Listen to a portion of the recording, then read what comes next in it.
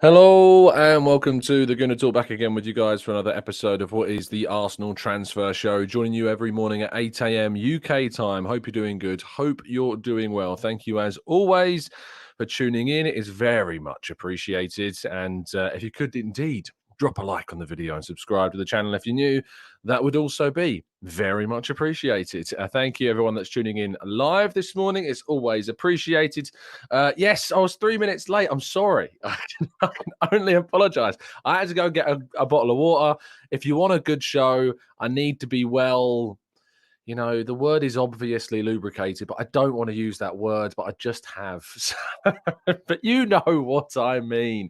Good morning, everybody joining us in the chat box. Hope you're doing good and well. Good morning. I'm assuming by this time that StreamYard has absolutely mugged off people at the start, because even though I set up the show at I think it was 7:15, the comments are from 7:45. So sorry, everybody that was first in the chat. I'm not going to be able to throw up your names on the screen. I should be able to do it from YouTube. I can indeed. Morning to Paul, to Jose, to Matt G, Ponaru, Amira, Johnny, Stevie, A1, Carl, Sweating Merlot, Femi, NSW, Rancid, Trevor, Anthony, Francois, Gooner, Jake, Josh, Just AJ, and plenty more of you guys as well. Thank you as always. But yeah, I've got people like Lewis, Roy, the Warlock. We've got Reese, Chima, Azat, plenty more as well. It's nice to see some other names that don't usually pop up first because they're not as eager as our other very committed and loyal fans in the chat box, and listeners, of course. Mike always takes the mic when I say fans of the channel, but that's what people say they are. So what can I say? Let's move into today's story, shall we? The Premier League, according to Martin Lipton, have voted against the use of automatic offsides in next season's Premier League. This is baffling. Genuinely baffling. When you consider that Arsenal could have had their goal against that they conceded against Brentford completely eradicated by this system. That goal never happens if this system is in place, because the automatic offsides just stops it, because the referee doesn't have to draw the lines. The whole system does it for them, and they voted against using it. And I cannot get my head around why on earth they have decided this is the right choice. Absolutely ridiculous, and deserves serious scrutiny. Rangers are said to be priced out of a deal for Auston Trusty. This is according to Mark Hendry of the Football Scotland.co.uk, reporting that indeed Arsenal, while they're willing to allow him to leave, any fee and the wage demands of the player are simply not going to be feasible for Auston Trusty. He's also reported, Ryan Taylor has reported that Arsenal have indeed not made a bid for Sacha Boey. I did see some potential quotes as well from the Galatasaray president suggesting as well. I was told to take them with a pinch of salt because they had to be translated, but he also said from those translated quotes to say that no bids had yet been received for Sacha Boey. It does seem as though he's not the target that Arsenal are looking at for that right-back role as a priority. Who knows? Things could change later on. It's not to say that there's not interest from Arsenal, but no bids, despite reports from Turkey suggesting initially that there had indeed been offers made for the young French youth international. And now Lazio, according to Gazzetta dello Sport, are said to be interested in signing Jorginho only 6 months after he signed for Arsenal on a permanent deal from Chelsea. There's said to be a willingness from Arsenal to allow the deal to happen if they get back the money they paid Chelsea. I'm a little bit, I don't know how I feel about this one. It's an interesting one because, you know, Xhaka's gone and going. Partey, you think, is going to stay. We want to add 2 midfielders, Declan Rice and Moises Caicedo, of course, being those two we'll talk about in a little bit. But I feel as though going into a Champions League season, I mean, 10 million quid for Jorginho was a reasonable figure on an 18-month contract with an option for a further year as well. We've got 2 years left on Jorginho's deal. One of those is just an option. So we could lose him for free at the end of this season. But there's part of me that thinks Jorginho's a good player. He's a good player. There's no debate about this. And I feel as though we kind of need to keep him for this upcoming season. And I'd quite like to keep him as well. You know, ousted Thomas Partey from that position in midfield at the end of the season. And I'm not sure, obviously, I'm assuming that the information is correct, and I always tell you to take these with a bit of a pinch of salt, but if let's just theorize hypothetically to say this is true, I'm not sure I'm up for this. I'd kind of like Jorginho to stay, actually. So no, Lazio, you can keep your 10 million quid. We're keeping it. Leicester, apparently, according to John Percy, are looking to get upwards of £50 million for James Maddison during the summer transfer window. Now, that's a lot of money for a player that, hasn't got left long on his deal, has now gone down with Leicester as well. Leicester are a club that just always ask for the absolute maximum, Sometimes it costs them because, as they've seen this summer, they've lost a fair few players on free, Yuri Tielemans being one of the key ones. But they could also be falling into a bit of a trap here by not selling Maddison for a potentially fee of around £40 million, which I think is probably what a fairer valuation of the player is. And if they end up keeping him in the Championship, his value might diminish significantly. So let's see how this transpires, but that's apparently how much Leicester want to part with James Maddison. Now, Arsenal are still keen on Ivan Fresneda, is my understanding. Borussia Dortmund are said to lead the race for this, as we all well know. However, as far as I'm aware, Arsenal's focus remains very much on the Declan Rice and the midfield areas for now. Yes, there's interest in signing players in other positions, but all guns blazing into that Declan Rice deal. But as far as I'm aware, Arsenal still indeed are keen. I reported this on football.london yesterday. Keen on Fresneda, but as Bild reported, Dortmund are very interested. Fabrizio Romano coming out yesterday as well, almost rubbishing those claims by Bild that a deal had been agreed or that it was on the verge of being completed. That's not what my understanding was either. And as I reported yesterday, Arsenal have a keenness in the player and will probably make more of a push to sign him if indeed they can after they've looked to complete the Declan Rice deal. Of course, a lot of the other resources are going into negotiations with the potential Caicedo deal as well. So let's see what happens with Fresneda, but Dortmund certainly at the moment in the lead of that race, but Arsenal are very well aware and monitoring it. Now, Arsenal are said also to appreciate the profile of Nico Williams, the Athletic Club-wide player, of course, has had quite a start to his career as a Spanish international. You're going to a World Cup, coming and getting opportunities. He's a really exciting player, and in January, we actually talked about Nico Williams significantly as a potential option to add in that forward line if we weren't successful in the moves for Mudryk and then of course Trossard. But Gianluigi Longari, who is of course a transfer specialist at Sport Italia TV, he's reported that Arsenal have a great appreciation for the Athletic Club winger, who has a release clause, as we know, of €50 million. And so if Arsenal wanted to move for a forward player, it seems their appreciation for Nico Williams could put him indeed on the list of players that Arsenal are looking at. Now, moving into the big guns of our transfer discussions on the show, first of all, of course, Declan Rice.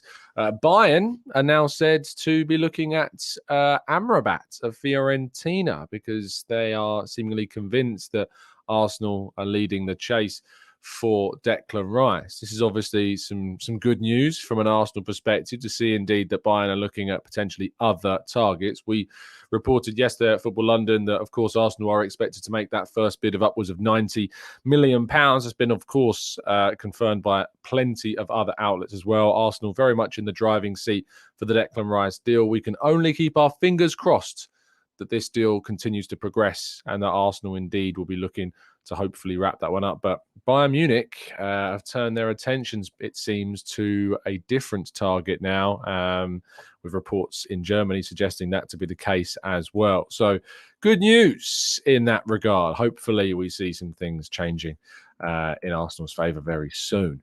And finally, our headlines through the day. Multiple outlets reporting Arsenal and Chelsea are set to go head-to-head for Moises Caicedo. London World reporting that Arsenal are set to put in a first offer around that similar figure of £75 million package that was there in January. Neither club, however, want to get into a bidding war, and that's obviously what Brighton want. They want clubs interested in Caicedo to start outbidding one another, but apparently Arsenal and Chelsea have no interest in doing that. There's been suggestions that both clubs will bid the same figure and effectively it'll come down to the choice of the player.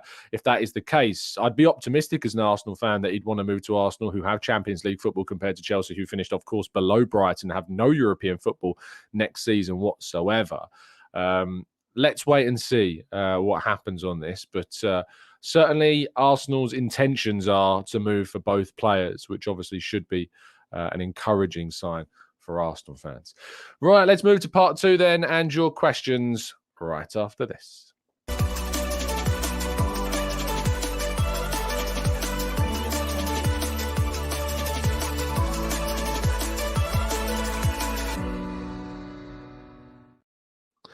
Okay, moving into the chat box, of course, and your questions. Always keen to get your thoughts, your theories, and get some of your queries into our chat as well. So, indeed, let's go and do that.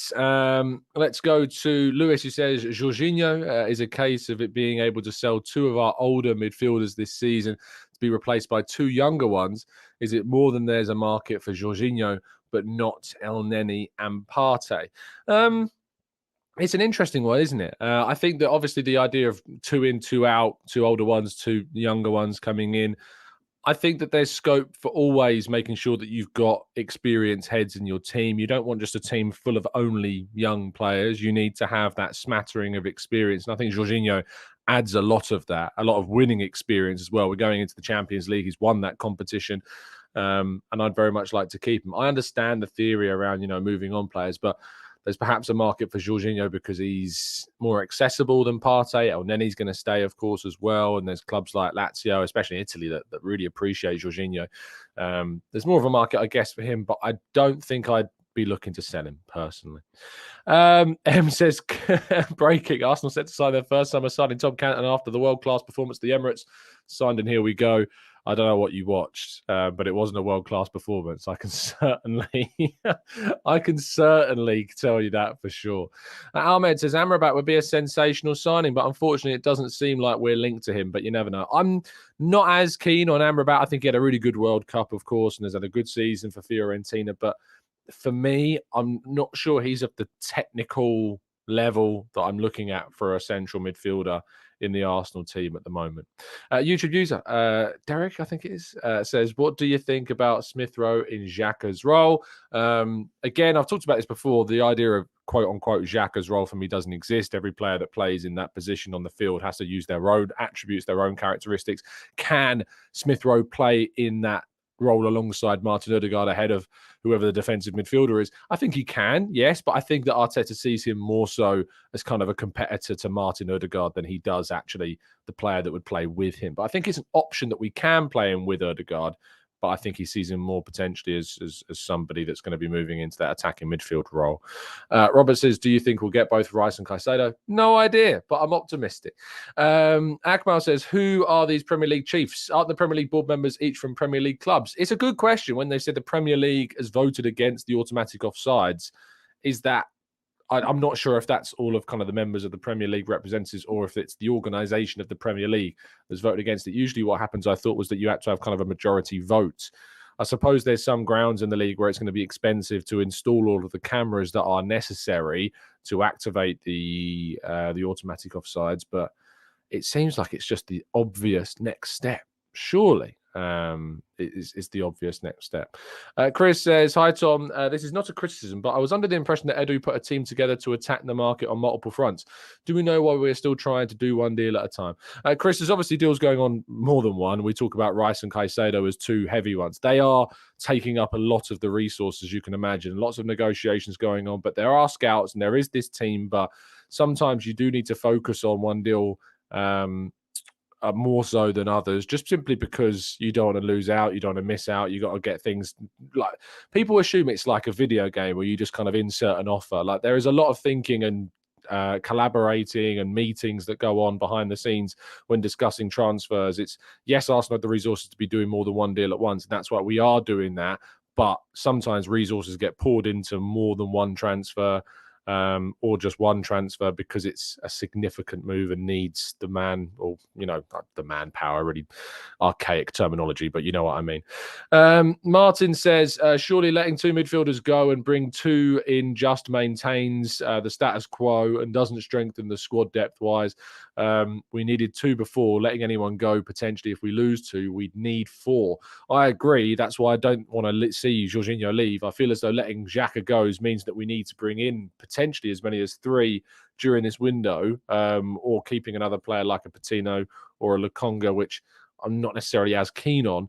But I agree with you. I think we need to be absolutely trying to keep hold of Jorginho, because it just adds another expectation that we'd need to, I think this is a good point from Sam. If Jorginho leaves, are we expecting El Neni to be that cover? My hope is no, and we could go and get another third midfielder. Jorginho's a far better player than El Neni. I like El Neni a lot, and that's actually a credit to how good I rate Jorginho. I don't think it makes any sense to let the Italian leave whatsoever. Paul says the transfer window finally opens next week. Other than the obvious midfielders, who would be your surprise signing? Last summer, it was Fabio Vieira. The difficulty in deciding what a surprise signing is knowing who it could be. I had absolutely no idea, about Fabio Vieira. It was a name that wasn't even on the record. I mean, no one had even discussed him. I'd done tons of transfer shows, tons of breakdowns, tons of tier lists, and no one had even mentioned that guy's name, and yet it was popped up with a £30+ million bid. I was shocked. I couldn't believe what was happening in that moment. I think I was in Southend at the time. I remember doing a show out of nowhere, having to talk about it because I was actually on a bit of a break. But let's see what happens. I am worried because I'm going away at the end of this month and again at the start of next month, and I'm just so concerned that it's going to be like big transfer news dropping. It always happens. Maximilian says, morning Tom, would you agree that Frimpong, Jeremy Frimpong from Bayer Leverkusen, would be a good signing for us if Fresneda doesn't go through? I think Frimpong's a fantastic player. I've liked him since he was at Celtic. I've done, I wrote pieces on him when he was back there in his Celtic days, talking about him as a really exciting young talent. He's only gone from strength to strength in the Bundesliga. He's a very different style of fullback to what, we've already got. Very offensive minded, great going forwards, a few question marks defensively, but I think would be very expensive as well. That's certainly one to consider, but certainly a very good player. More Than a Wheelchair says, Tom, I believe Nico Williams makes great sense. He can actually drop Saka and still have the class at right wing. This makes sense, so probably won't happen. Harsh. Arsenal do a lot of deals that make a lot of sense. Trossard being a key one in January, is Jorginho as well. And if you think back to last summer, the deals that we did made a lot of sense. But Nico Williams, I'd love to see Arsenal go for. But I think the priorities, of course, are still in midfield, are in the defensive areas. We've got to get that 42 goals conceded down. But absolutely, Nico Williams would be on my list of potential players as well. Gary says, Zaha rumours, any truth to them? I can't rule them out entirely, of course, but I've certainly not heard anything on my end to suggest that Zaha is a player that we're looking at. But never say never. Olu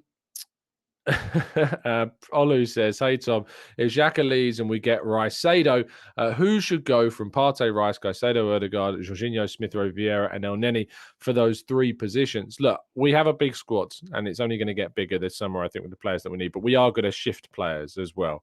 Vieira, Smith Rowe are the attacking options alongside Nelson. That's who we look at as our attacking options. In Nketiah on the bench, who knows what's going to happen with him. It is part of me feels a little bit odd to say that we're going to go into next season perhaps with no attacking additions from this window. But that said, we did score more goals than we've ever scored before in the Premier League last season. So there is a question mark to say, do we need them? And we lost our main striker for a third of that campaign. So it's difficult. It's difficult to know whether or not we do need those attacking options, but we have quite a few. And Smith Rowe and Vieira, if they can take their game to another level next season, that's only going to be a big benefit to us. Answer says, Tom, what are your thoughts on the links to Havertz? Do you think that we might be looking at him as a left 8? No, I certainly don't. Given that he used to play cam, he didn't play quote unquote cam for Leverkusen. He played in kind of this false 9 role. He was able to have a free role, attacking into the box, really getting in there. That's not what the role would be if he was to move alongside Odegaard.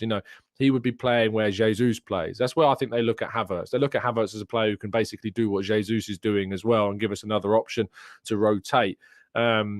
I like Havertz. I think he's underrated. I think he's been in a really awful situation. Chelsea were absolutely the wrong club for him. He thrived at Bayer Leverkusen because, of course, that they had the system that just fit him perfectly. And to be honest, I think Arsenal's system suits Havertz a hell of a lot more. But I think it would be a lot of money, and I'm not sure that Arsenal, again, I point out, would be looking at an attacking player for that amount of investment. But I might be wrong.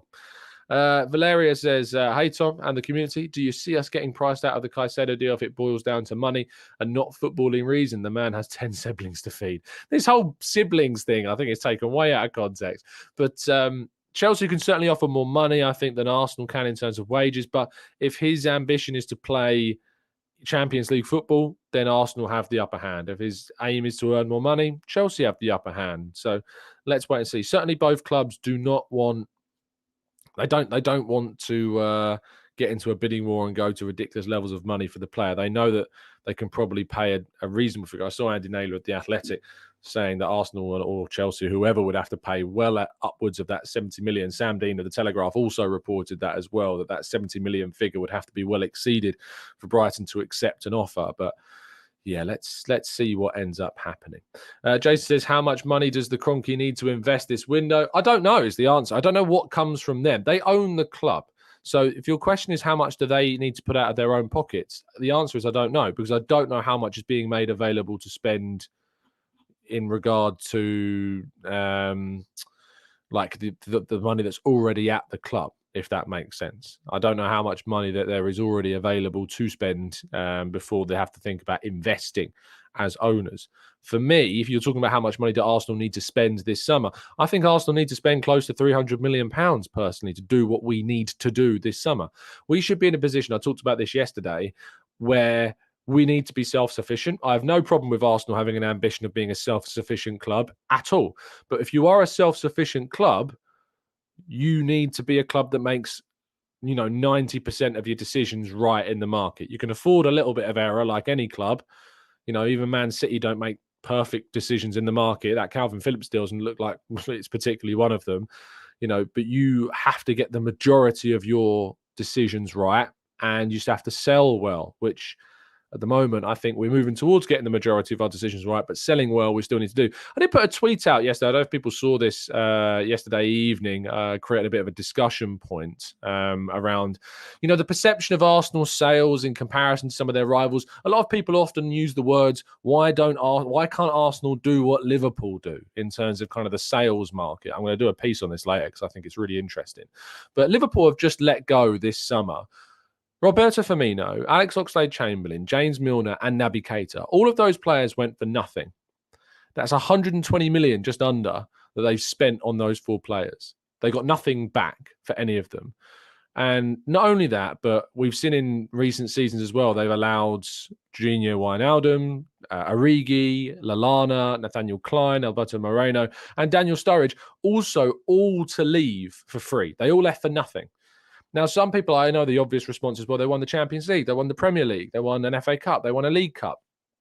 And absolutely, I understand that point of view. Well, Arsenal won an FA Cup in 2020. Obviously, we won one more recently than that a few years prior under Arsene Wenger. But I think this it's a bit of a misconception that Liverpool are a really good selling club. I think they've lived a long time off those Solanke and Ibe deals. Recently, Nico Williams as well. I know they got decent money for... there's one other player they got decent money for recently. But the point being is that I do think that there's a bit of a misconception, around this whole why can't we do what Liverpool do? Because Liverpool have let a lot of players go for nothing that they've invested a lot of money into. And actually, if that was Arsenal letting players like Firmino, players like Ryan Brewster, thank you, chat box. All of you said Brewster at the same time. But if Edu had done that, or if we'd done that, I feel as though there'd be a greater level of scrutiny than there is at Liverpool for their recent sales. So it's just a point that's worth discussing, I think, for sure. Alistair says, do you think whoever doesn't get Caicedo will go for Lavia? Potentially. Arsenal do certainly have an interest in Lavia, so that would make sense. On Devoli says, fantastic name. What do you make of West Ham having a more successful season than Arsenal? I think I talked about this before. Like, for me, if you're a West Ham fan, you're not swapping your season with Arsenal. But if you're an Arsenal fan, you're not swapping your season with West Ham. It's all contextual. I did kind of agree with what Jason Cundy said on TalkSport yesterday. I think that, maybe there's a bit of a cockiness about it. But West Ham, in my view, West Ham having a better season than Arsenal. You can't look at that UEFA Conference League competition as a competition that you yourself want to win. If I ask anyone watching this, do you want to win the Conference League? No, I'm not really keen on winning the Conference League because it means having to be in the Conference League. And to get into the Conference League, you have to be kind of the best of the worst in terms of those European qualifiers. So I'm not that keen on that tournament. it's a push to even call it a major trophy for me. And that might be disparaging, and maybe in 20, 30 years' time, we'll think differently about that tournament. Because, the Champions League's only been around for a certain number of years as well before it was the European Cup. So, and Europa League as well before UEFA Cup. And then we had all the Intertoto Cups, Cup Winners' Cups, all those things, Fairs, Intercity Cups, the Milk Cup, but stuff like that. But you know what I mean? Like, I just, look, I appreciate the compliment. Please don't spam my chat. When it comes to that whole success thing, it's just not worth it. It's just not worth the ag of that debate. And I do think that Arsenal, you're certainly not swapping. You're not swapping the season, are you? It's just not. M says West Ham are shopping in Aldi. We aren't shopping at the same time. Look, no disrespect on Aldi. I'd go there every day for my weekly shop. And this is not a sponsorship. But if Aldi, you want to sponsor the channel, I'm more than happy because I could do with it. I always do my weekly shop in Aldi. It's a great place to get good deals. Valeria says, actually, I'm practicing already for a sponsorship, you can tell. When are the live shows? Would love to meet and do the stuff live as well. I haven't actually set like a specific time when we're doing the live or the phone-in shows. Of course, we're going to be doing some member transfer shows over the course of the summer window when it actually opens and the season's finished officially. It finishes this weekend, of course. But I'll always be tweeting out when we do them. I'll probably decide to do them on the show here sometimes as well and let you know in the morning. So just keep tuning in and you'll know when indeed we're doing some of our phone-ins and stuff like that. Samuel says, Caicedo is praying for a transfer to Arsenal. He was so eager that he went online last season and started saying his goodbyes to Brighton as a club and their fans. No, he absolutely wants to move to that next level. I think that's the ambition. It doesn't necessarily have to be Arsenal. He didn't actually use the word Arsenal in any of those messages. He wants to move on to the next level. And Chelsea does give him that technically. On paper, they are a club that goes to the next level, even though they finished lower. They've got, if you said who's got a greater chance of winning a trophy next season, Chelsea or Brighton, you're going to say Chelsea, So I think that when it comes down to that, it doesn't necessarily mean definitely Arsenal, but I can see why you think that way. Neil says, when the club's winning silverware, the fans are not even bothered. That's why our fans make such a big deal out of it, Tom. We've been underachieving for years, so we get back to challenging regularly. No, I absolutely understand that regarding the comparisons to Liverpool. But Liverpool are on a downturn. Liverpool are on the slide right now. Yes, they've won trophies previously, but they're on a bit of a slide right now. They've fallen out of the top four, not won anything this season. There's question marks about a lot of things going on there. And from a sales point of view, for a club that is also said to be self-sufficient, they're not doing that well. So don't necessarily take it for granted. Don't take it always for granted. Badsy says, why don't managers command transfer fees? As Celtic fans gutted they're losing their man. Surely they could get 40 million for a great manager. Sometimes they do. It's different. Like sometimes when they're under a contract, you have to pay kind of a settlement to buy out their contracts. But it's an interesting point about why managers don't have transfer fees. I certainly wouldn't be against it at all, especially considering Arsenal do really good stuff when it comes to their managers and, keeping them for a long time. They invest in them for a long time. So not necessarily, I guess, it would be too bad for us. But for clubs like Watford, potentially Leicester, who else you got that's changed their manager? Like I know Watford's like the obvious example. Leeds more recently. There's a lot. Crystal Palace. Let's go to Jakob says, if we were to sign only one out of the attacking midfield, right winger, striker, which would you choose and who would be your preferred player? In attacking midfields, my choice, I would go Mason Mount if I could get him. I like Mason Mount a lot. If not, James Maddison. Right winger or striker, centre forward, I'm always going to go for my number one pick of Kolo Muani, but again, very expensive. In terms of the other positions, I'd go for Declan Rice and I'd go for Mohamed Simakan, and I would have gone for Guerrero, but he's now signed for Bayern Munich, so difficult to hijack that already. A couple more, and then we are done. Spuds are washed. Absolutely, James. Well said, my son. Lewis says, the UEFA Conference League is designed for the sub-elite teams. You only participate if you're not the very best. Bolton won the Papa John's, which is the same as the UEFA Conference League. It's there for teams who usually don't get a chance at the top table. Absolutely, it is. It's another big money-making scheme, and it works. Mr. Smith says, how much would you accept for Arteta? Oh, he's priceless, my friends. He's priceless. You can't be accepting any fees for Arteta, mate. There is not a fee that I would take. Some people would pay him to leave. But, you know, who the hell are they? And Valera says, who would you prefer to win the Champions League? I think I want City to win just because I don't care. You know, and then also it kind of degrades Manchester United's treble as well because someone else has then done it. Arsenal's invincible season is unique, but I don't really care, is the honest answer. I actually genuinely don't really care at all. I suppose some people like Elliot, I think, has said if they win the treble, maybe it's like more likely that Guardiola says, I think that's the right time to move on. Maybe that happens. I doubt it, but yeah, let's wait and see. We are going to end the show there. Thank you so much, guys, for tuning in. Really appreciate your time, as always. Really very much appreciate it. Oh, I have got a couple of super chats, though. Sam, thank you so much. Pretty hard to be corrupt with such solid technologies, allegedly. But thank you for the super chat, Sam. Cheers, Tom. Thanks all. I'm going back to bed. Don't blame you, Sam. Whatsoever, my friends. Thank you, everybody, so much for tuning in. We very much appreciate your time. And I'll be back, of course, bringing you all of the latest Arsenal news, views, and transfer, news, musings, if you like. But yes, it's been an absolute pleasure to speak with you. Please drop a like before you leave. It does take just a second, and it really does help us out. And yeah, I'll see you soon. I'll be back on the Arsenal Way at 10. And yeah, have a fantastic Friday and enjoy your weekends. As always, up the Arsenal.